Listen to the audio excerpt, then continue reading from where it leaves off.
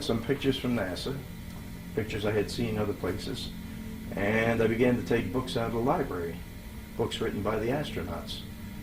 And I read with a very critical eye, and I started to dissect them. And I was going, One of the things that leaped out pretty quick, I can't remember the book it's in now. I have it all footnoted in my book, which of course is NASA Moon America. Center on down. And 6%, plenty fast. what happened is as they landed on the moon in this metallic contraption, which was sitting there, and they claim it was early lunar morning, so the sun was low on the horizon. But when you have a thing on an open plane and the sun hits it, in the morning it hits it at right angles because it's low. And immediately that thing begins to heat from the solar radiation. And they claim that they couldn't even sleep in this metallic contraption in a place where the sun will drive the soil temperature up to 250 degrees. Okay? Now, because they were cold. See, they were too cold to sleep. And I'm looking at this and saying, how could that be? So one thing led to another. I also found books written by ex-government scientists, one of whom very definitely states that there's a radiation problem out in space, that whenever that sun throws a little fit, a little solar storm, that the amount of radiation is vast and immense, and that you would need 6 feet of shielding all around you, because X-rays do what they call diffract, to keep you alive from even a medium solar storm, or even a little one for that matter, solar flare, solar storm. So when the Rand Corporation first contacted me, I got a letter that said something like, "Oh, bright Mr. Inventor." At the time I was a member of Mensa, which is the High IQ Society, and I'm also an inventor with 2 granted patents without any large corporation type help. And it said, NASA, poor NASA, would like some free ideas on space if you have any to donate. So I did. I sent in 3 or 4. I didn't keep any records. And I never received a confirmation that they had received them, which began to rankle me a little bit. It takes time to write an idea up. I gave them time, I gave them ideas, and they didn't say, gee, thanks for the submission. So the years go by, and we had already moved to New Jersey from Florida, and one day I received this book from the government, America at the Threshold, and it had been forwarded from our previous Port Richey address. And I read it through, and of course what I found out is that it was a tout that NASA intended to take a manned mission to Mars. Now, that turned me off a little bit because I was already beginning to doubt the previous Apollo moon missions. And the other thing bothered me was the rover, the way they would push the pedal to the metal and the wheels would churn and the dust and gravel would fly, which we did plenty of as kids here. We were all, every red light was a drag race. And that dust and gravel hit the moon's surface just as fast as it would here on Earth, but the moon only has 1/6 gravity. I took a look at this book, and on page 851, in the appendix, if I can find it, last time, on page 851 in the appendix, right smack in the center of the page is my name, Ralph Rene. And it says here I'm an outreach participant. What it means is that at least one of my ideas that I submitted went through 3 to 4 sequential screening committees and passed. But as far as being an outreach participant, well, when I had done this thing, they weren't talking about Mars anymore. So I didn't participate in outreach. I sent them a free idea like they asked for. So when I saw my name here, I got very aggravated, because I no longer really truly believe that we had even gotten to the moon. One of the other things that you'll find in every moon picture you ever look at from the Apollo landings is footprints in fairly deep dust. Now, the prints are extremely clear and they're ridged, and yet they'll swear to you that they only sank into the dust the 1/8 of an inch, and yet when you look, your eyeball can see that they had really big cleats on their rubber type sneakers, and that they had to be in deeper than that because the print's totally clear. So the eighth of an inch is the biggest eighth of an inch I've ever seen. The other thing is they claim that the moon is bone dry, which it should be because of the vacuum and the temperatures that it hits. In even a partial vacuum, the boiling point of water drops like crazy. On the moon, water just cannot exist. No matter what they're telling you now about polar caps here and there, water itself cannot exist. The first time the sun gets anywhere near it, it will boil right away, immediately. The pressure is zero. You have to be near some wet dirt or wet sand before you leave real footprints. Right at the edge of the water in the ocean, if you have some fine sand there, you can leave your full footprint, arch and all. But if you get up the beach where it's dry, even 5-6 feet, what do you leave? You leave a pockmark in the sand. And the other thing that began to really bother me is the fact that these lunar landers, LEMs, weigh 33,000 pounds. They float down to the moon on one single central jet, and that jet does not blow a crater. It doesn't even sweep away this loose dust. How can that be? Now, when the central jet was roaring, bringing down that mass way down to the moon, there was much more than a half a pound of pressure, and the volume of it is tremendous. That bell is like 2-3 feet across, the nozzle of this engine. But it didn't blow away the loose sand and dust. How could this be? Because you will see pictures with the footprints almost under that jet. What did they do? Carefully sweep everything it blew away back in there? The original NASA engineers, the Germans that we first imported after the war, the World War II, wrote a book. I have the footnotes in my book. I can't remember what it's called right now. But there was one whole section on space radiation. And they claimed that even a minor solar flare could put as much as 100,000 rem, and 500 is classed as enough to kill a human being, through a 1/4 inch of hull. Well, the command ship didn't have a 1/4 inch hull. It had a few thousandths of an inch, an aluminum-based compound. The LEM did not have a 1/4 inch hull. It had a few thousandths of an inch. And surely their space suits were only cloth, even though they claimed they put some metallic threads in them and this was to protect them from the radiation. But a claim is not proof. If those suits could have stopped that radiation, we would have men in those suits tearing apart 3 Mile Island, because that pile is damaged and it is still active after all these years. 1983, was it? Whenever it was. The pile is still active. So if we could put men in suits that would sustain my God, it goes up to 3 gigs of electron energy from a heavy solar particle or a cosmic ray, and inside the pits it's only 18 megs, which is magnitudes of order less. So if you had a suit that would stop the solar radiation, then you could put a guy very easily inside a pit and say, go in there and pull that pile apart and let's get rid of that stuff.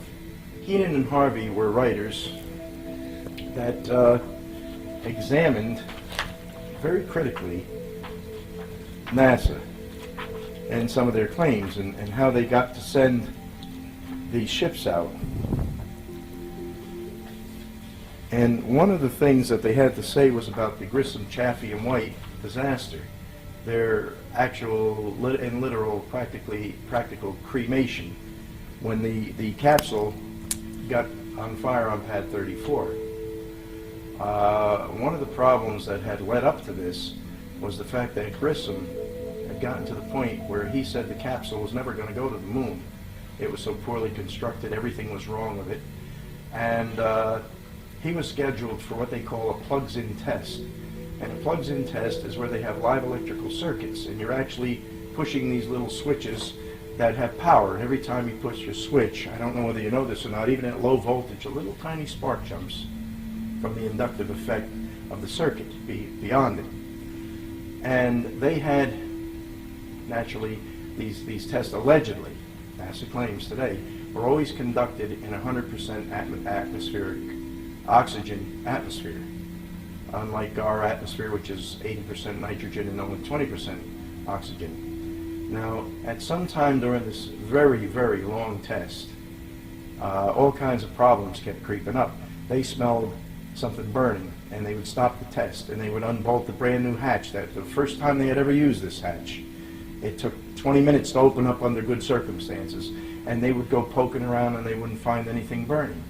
So they rebolt the hatch, and the test would go on. And sometime, I guess it was 5:30, 6 o'clock at night, everybody was dog tired.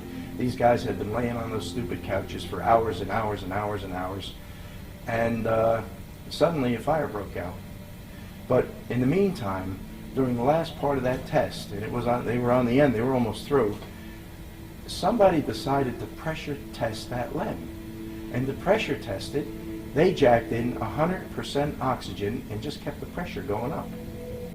Now, I'm not a medical doctor, but someplace in my readings, it's my understanding that the instant you put people in even 14.7 pounds of pure oxygen, you're asking for medical problems.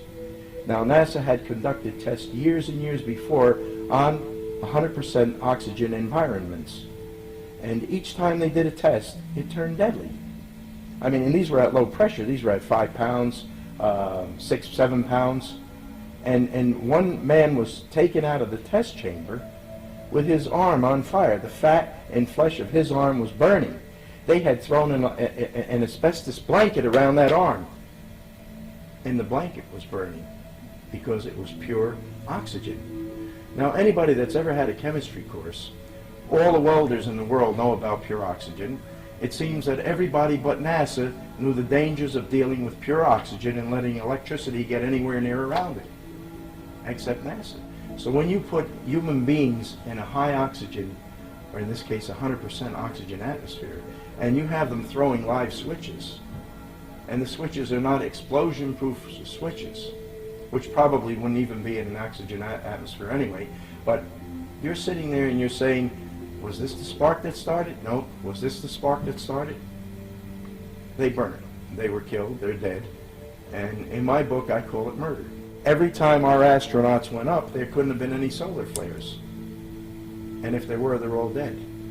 Now, I've got information from NOAA after my God, it was a year's struggle, about the solar flares. I never got exactly what I wanted. And my computer got virus the second time around when I threatened to go to my congressman to get this information. Whoa, looks like your little Easter bunny ears been clipped now, doesn't it there, you crazy nozzle-lidded cotton-picking varmint to slack asses, huh? I think so. There is a fellow there named McKenna who in 1972 we were subjected to the biggest solar flare of the entire century. And he did a whole book on it, which I have my hands on. And it turns out that there are so many solar flares, even at the low end of the cycle. In fact, 1972, when they had the biggest flare ever, was the low end of the cycle, the solar cycle it's called, that, as McKinnon says, a probability of 10 to 20% should be considered a low probability for Class M events. That's medium flares. So out of every 10 flares, you're going to get 1 or 2, which are medium. And the X-ray, he claims at least 1% will be Class X, the deadliest of storms. So out of 100 storms, you will get one monster, okay, which will produce those hundreds of thousands of REM. Now, I also happen to have a chart here that I extracted from the McKinnon, the information I got from NOAA, some of it from McKinnon, and it turns out that for all the trips, for missions 8 through 17, including 13, which had to go and come back, that there had to be 1,485 flares total. This is a statistical average, okay? Now, at 1,485, that means that 14 were humongous X-rated flares. That means that, I don't know, what is it, 300-400 were medium flares on all these trips, of course. But there was 1, 2, 3, 4, 8 or 9 trips. So we're talking 1.4 X-rays, X-rated, I'm sorry, for each trip, and we're talking maybe 10 flares medium for each trip. Why, any one of them would have killed everybody on board. Early on, Alan Shepard went on a ballistic orbit, which is not an orbit around the Earth, it's just ballistic. You go up, you come down like a cannon shell. He was the first American. Shortly thereafter, Gus Grissom, the guy that was later cremated, he was the second to do the same thing in ballistic orbit. The third was John Glenn, who is currently, I still believe, the Ohio senator. But those missions were real missions. What happened, happened. These people did them. There's no way around that. But we get to the Gemini missions, and someplace down the pike, in Gemini 6A, Wally Schirra and Tom Stafford, who later went on to head NASA, became a general, the whole bit, are seen. I have a photo in my book where this Gemini capsule is sitting in the ocean. There's a frogman. He's talking on a radio, a handset, which is not a handset. It's a type that you plug into a jack. The jack is plugged into the Gemini. Okay, so he's using a Gemini radio to talk to a helicopter, which obviously is right above his head, otherwise he couldn't be there. Now, in the front of this capsule, hanging up there maybe 15, 16 feet, is a fiberglass antenna, bolted into the Gemini capsule, which had allegedly just re-entered from orbiting the Earth for a day or a week or whatever the time period was. Now, when you reorbit, you have this very fiery re-entry bit, which gave them a lot of problems, and they had to put tiles on the shuttle, and the Gemini missions had to come in fat-nosed and forward, and there was an ablative shield there, which means that the shield starts to get hot and pieces of it flake off and fly away and take the heat with it. But a fiberglass antenna would have been chewed up so fast. You can take a common household match and without any wind blowing and put it under some fiberglass, and it probably will start to burn. And once it starts to burn, it ain't easy to put out. So how could that fiberglass antenna have re-entered? Because NASA tells us that those temperatures are 5,000 degrees. When a silly little match will set it on fire. Once you jump down, we had walkie-talkies from the Second World War. Once you find the thing, that helicopter over your head has a radio powerful enough to go right around the world. Okay? What the hell do you need to carry an extra antenna and another radio for? What did they do? Go inside the hatch and install the radio that the guy's obviously using from a jack through that antenna? It doesn't make sense. Nobody would do that. You got to think you want to put a rope around it as quick as you can before the ocean slops into the hatch and takes it to the bottom, like Grissom's went to the bottom. In Carrying the Fire, all right, Michael Collins wrote the book, allegedly, and there are two photos in here. They're black and whites.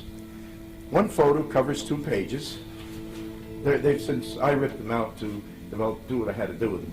But one photo covered 2 pages, and the other one covered 1. The 2-page photo showed him in the zero-G airplane. Now, it's called the zero-G airplane because it throws an outside loop, and during the time of that outside loop, which can be, I think it's as high as 20-some seconds, everything in there has no gravity on it, so you can float around.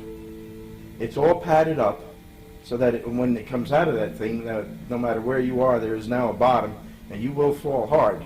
So it has huge mattresses sewn into the fuselage, and it has guys that just, they're strapped in and they do nothing but try to grab you to keep you from going through the hull of the airplane. But anyway, this is how they practice for space. So sometime before the Gemini 10 mission, which I believe was 67, Michael Collins had to go through this procedure. And he did, and they took a picture, which he finally printed in his book. Well, during Gemini 10, he took a spacewalk, and he puts this other picture in his book showing him doing the spacewalk. Well, the problem is that when you look at one, and 3-4 pages later you see the other, most people go right by it. But I saw something, I said, this is strange. The nylon strapping on his rigging had formed an exact same angle as on the other page. So I went back and I looked at this one, and then I looked at the horrified expression on his face in the zero-G airplane one. And I said, oh my God, that's like I look if you put me on one of those rides that turn you upside down real fast.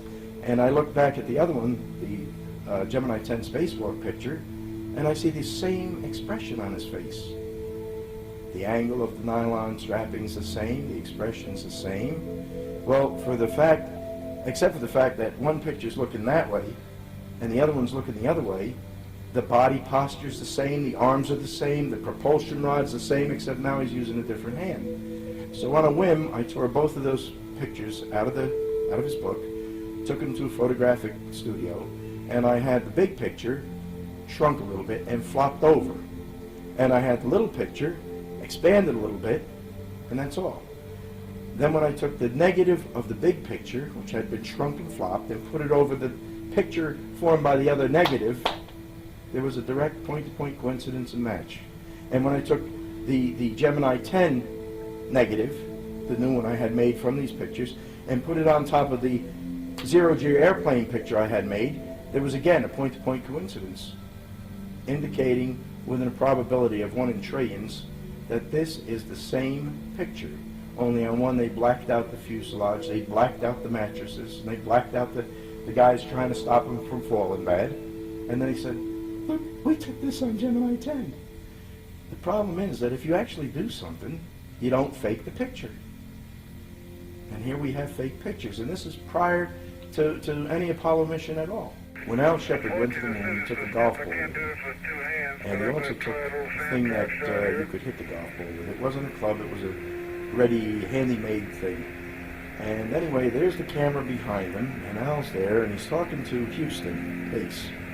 And the conversation, if I recall, that I've seen on these TV blurbs that they always used to show us anyway, before I wrote my book, he was talking to Capcom, and he says, now I'm going to hit this little ball, first shot, golf shot on the moon or something like that. And he smacks that ball, and I believe the first time it bobbled, and the second time he got a good whack at it, and the thing took off downrange, and the camera's behind him, so you can see it going a ways out there, and then very slowly it came off and started to curve to the right. Capcom says, that looks like a slice to me, Al. Okay. Now, since then, since I wrote my book, I have no longer seen that shot. I have been told by other people that 2 years ago he went on a radio station somewhere in the D.C., Washington, D.C. area, and he said, oh, no, my. He says, a golf ball can't curve in space, which is the point I make exactly in my book. There's no air. He says what it did was, what do you call it when you hit a ball, it just skids off the end of your club sideways? Anyway, when you hit it and it skids off the end of your club sideways, the camera behind you can't see that ball disappear. It's gone, like right now, whack! You barely see it start, it's gone. And I just saw another one at home. I have another film taken from that period of time, but allegedly. But now the camera is to his side when he hits that ball. How could this be? So either they had two cameras filming that thing, or they just added a camera recently. I don't know which it is, but I can tell you this, that no golf ball can curve in space, in the vacuum of space, because that is the Bernoulli principle, and it needs air.